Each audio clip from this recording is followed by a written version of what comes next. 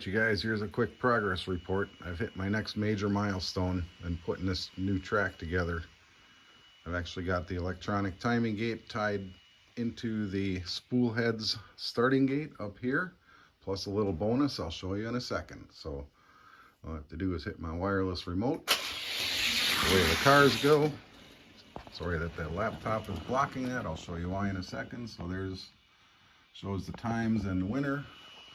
When you come over here to the computer, it's also data logging on the computer for me. So 1982 to a 1970, 1982 to a 1970. So now I can log all my times without racing or without having to sit there and write them down in a notebook. So this is going to be cool.